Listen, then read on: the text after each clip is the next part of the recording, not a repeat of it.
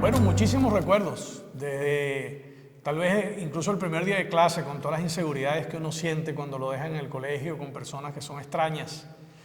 Después estar expuesto a idiomas que uno no conoce, porque desde los primeros años de colegio tuve esa experiencia, el aprender a escribir, el ser zurdo y tener maestras que lo obligaban a uno a escribir con la mano derecha, hasta que se convencieron que tenían que dejarme escribir con la mano izquierda. Y por supuesto, bueno, el poder conocer amigos que sigo teniendo, que han sido amigos para toda la vida. Tengo muchos recuerdos de la escuela primaria.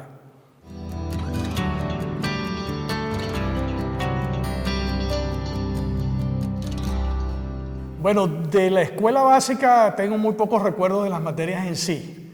Pero sí recuerdo en sexto grado, ya era uno casi un adolescente cuando uno pasó por sexto grado, y sí recuerdo las clases de cívica, con una profesora que era muy rigurosa, muy gritona también, pero que de alguna manera nos enseñó que había algo que se llamaba constitución, que había algo que se llamaba leyes, que había algo que se llamaba república, que la república, bueno, tenía sus formas, y que era un mal sistema de gobierno, pero era el mejor que conocíamos. También recuerdo el profesor de sexto grado en general, que era un profesor que nos enseñaba, que nos había enseñado inclusive, porque creo que lo tuve varios grados, a sumar, a restar, a multiplicar, a dividir, y también lo duro que era cuando lo mandaba uno a la pizarra y uno se equivocaba en una cuenta que en 7 por 6. ¿Cuánto es 7 por 6? Bueno, mira, eso es una cuenta bien difícil que todavía hoy en día me cuesta trabajo.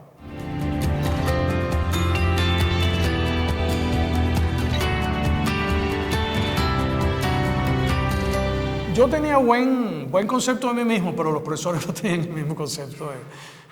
Digamos, no. Yo creo que me consideraba mejor estudiante que la valoración que me daban los profesores.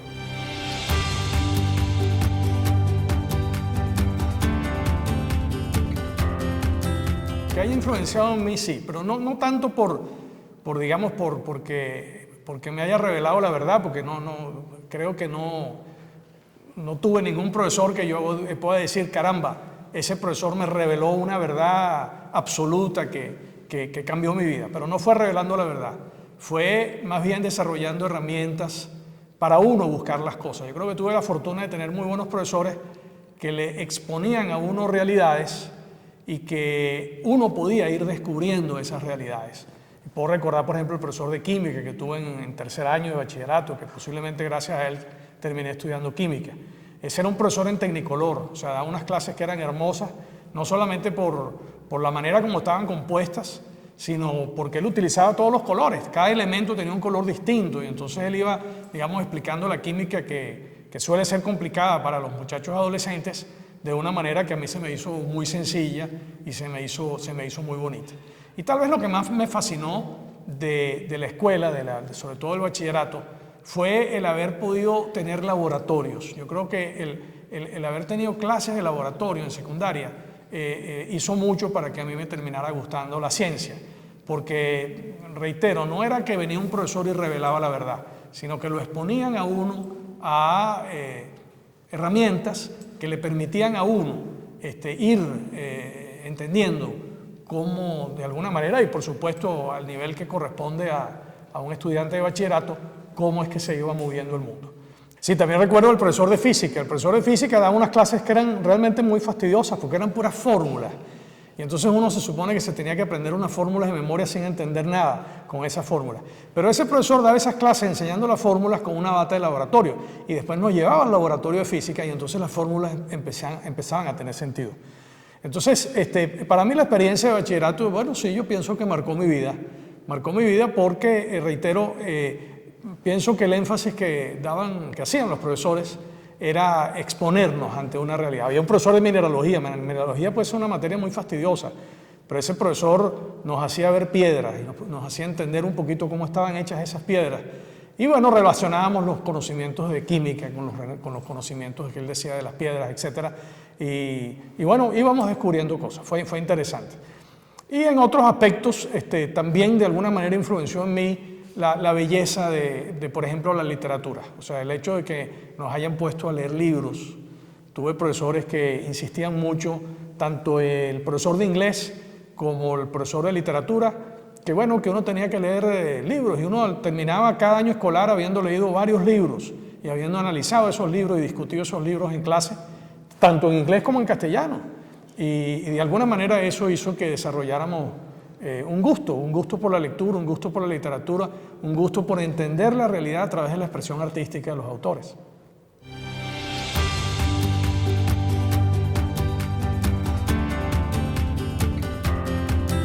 Recuerdo libros, por ejemplo, como Doña Bárbara, de Rómulo Gallegos, que nos exponía una realidad que yo veía muy lejana, porque yo era un muchacho de la ciudad, y entonces ese libro trata de algo bastante lejano en tiempo y en espacio a lo que era mi vida en ese momento, pero que viendo ese libro en retrospectiva, en realidad era mucho más cercano de lo que yo me imaginaba en esa época. Hoy lo veo mucho más cercano de lo que yo veía ese libro hace, bueno, unas cuantas décadas, cuando me tocó leerlo, cuando estaba en bachillerato. Y otros libros que yo también leí en esa época, 1984, por ejemplo, que es un libro que también retrataba una realidad que había ocurrido hacía muchísimo tiempo, al final de la Segunda Guerra Mundial, en un país muy lejano al nuestro, y que lo he vuelto a releer más recientemente, y lo encuentro que es un libro que retrata una realidad muchísimo más cercana en tiempo y en espacio que lo que era 4 décadas atrás.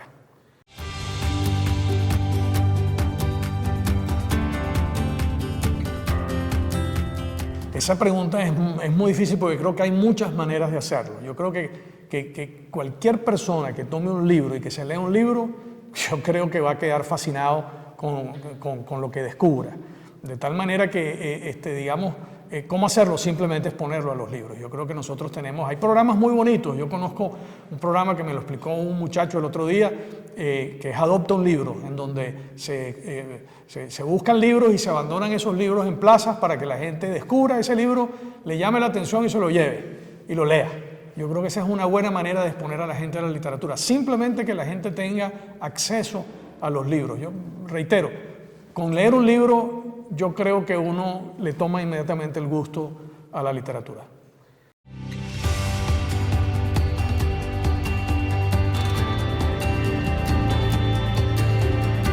Fue fundamental.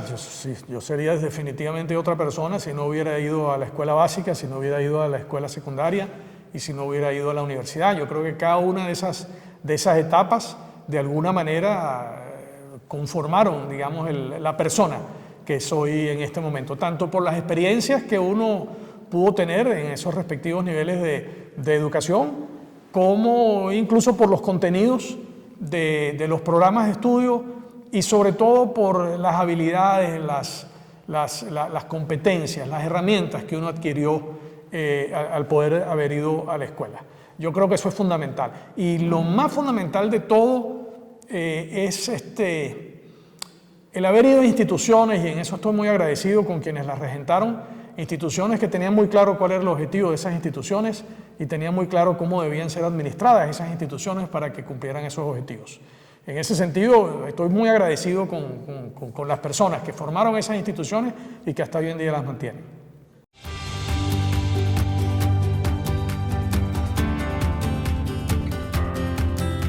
Cuando estudié en la universidad, había una materia que me encantaba. Me gustaba tanto que la repetía hasta que la pasaba. Matemáticas, yo tenía, digamos, una técnica de estudio que a lo mejor muchos jóvenes la tienen. Yo le prestaba atención al profesor, me concentraba en clase para absorber todo lo que más pudiera de lo que el profesor quisiera enseñarme en la hora de clase. De esa manera yo no tenía que estudiar tanto en mi casa y podía dedicarme a otras cosas que también me interesaban, los deportes o algunos pasatiempos que yo tenía. Bueno, pero eso no funcionaba en matemáticas. En matemáticas no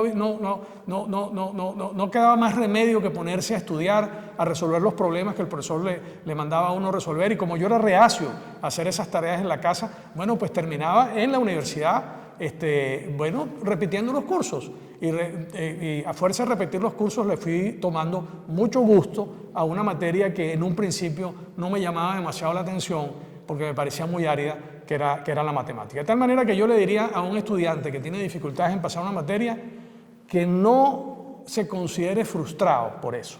No, que vuelva a tomar esa materia. Cada vez que vea esa materia es una oportunidad de entenderla de otra manera y una oportunidad de entenderla mejor. Y después incluso le va a tomar el gusto a tomar al profesor más difícil que pueda encontrar, porque ese significa también un reto, pasar la materia con los profesores.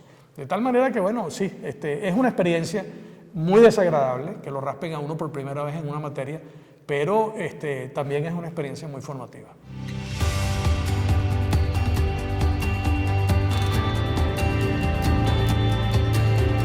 Eso es fundamental. Yo creo que uno tiene que plantearse objetivos y muchas veces los objetivos uno los logra, alcanzar después de mucho esfuerzo. Y sobre todo en lo que yo me dedico, que es la ciencia. Yo me dedico a lo que más le pongo ahínco, a lo que más le pongo esfuerzo, a lo que más le pongo interés, es a la investigación científica.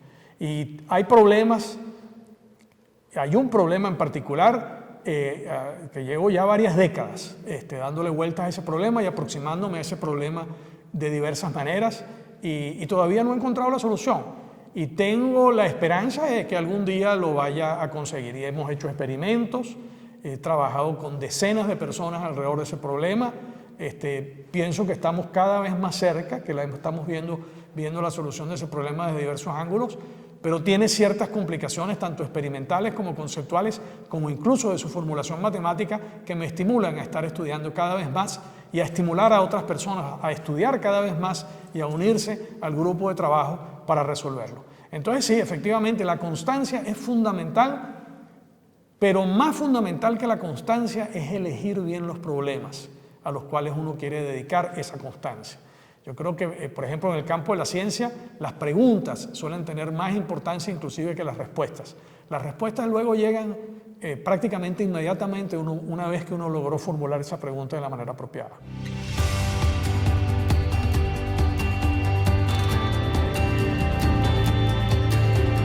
Pienso que uno tiene que tener mucho respeto por los estudiantes. Pero respeto no significa hablarles suave, hablarles bonito. Significa escuchar bien qué es lo que están pensando. El profesor, yo soy de los que piensa que las cosas en general no se pueden enseñar, se pueden aprender, pero no se pueden enseñar. Entonces yo lo que más valoro, digamos, de la relación que uno sostiene con estudiantes cuando uno está en una experiencia de profesor y un grupo de estudiantes, es el poder convivir con los estudiantes y el poder exponerles algún elemento que es parte de un programa de estudio, una asignatura. Pero más, digamos, que la habilidad del docente de explicar es la capacidad que pueda tener el docente de ir guiando a cada uno de esos estudiantes en el aprendizaje. A mí me gustan mucho más los cursos de laboratorio que los cursos teóricos. En un curso de laboratorio uno tiene una oportunidad de prácticamente dedicarse uno por uno a cada uno de los estudiantes, porque cada estudiante está haciendo un experimento, y entonces ir acompañando a ese estudiante en ese experimento y durante la realización de ese experimento al estudiante se le van revelando las cosas. Y para mí es una de las maneras, en la disciplina que yo, digamos, practico, que es la química, para mí es la mejor manera de enseñar la química y de aprender la química, el que uno esté expuesto directamente a la experiencia. Para eso muchas veces hace falta ciertos equipos que pueden tener un costo considerable, pero muchas veces se puede diseñar experimentos de laboratorio de una manera muy económica, de una manera muy asequible, con materiales y con sustancias que suelen estar disponibles. Ahora es difícil conseguir azúcar, es difícil conseguir, digamos, cosas que son muy comunes, pero si uno puede, digamos, tener la suerte de poder conseguir esas cosas muy comunes, uno puede hacer unos experimentos que son maravillosos y que le revelan al estudiante lo que es la realidad en este campo específico que es la química. Y lo mismo seguramente se puede hacer en otras disciplinas, dándoles materiales a los estudiantes, exponiéndolos a libros, exponiéndolos a ideas o incluso a medios audiovisuales que hoy están disponibles, de tal manera que el estudiante pueda aprender. Yo creo que cada vez nos vamos convenciendo más que la educación no es transmitir conocimientos de una persona erudita hacia una persona ignorante, sino es ayudar a una persona inteligente, a una persona capaz a desarrollar habilidades, a desarrollar competencias.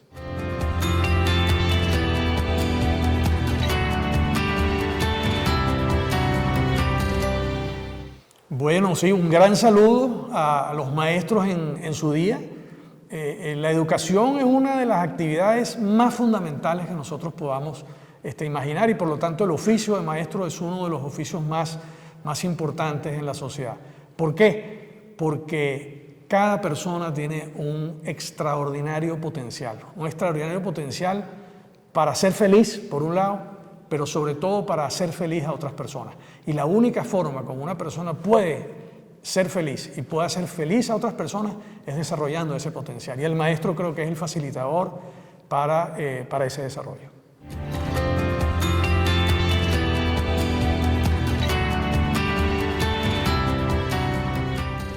Bueno, pienso que WOW.org es una experiencia maravillosa. Yo invito a todo el mundo a que ingrese a la página web de WOW.org, donde va a descubrir todo un mundo que a lo mejor para quienes lo visiten habrá sido insospechado de cómo se puede divulgar la educación y los contenidos.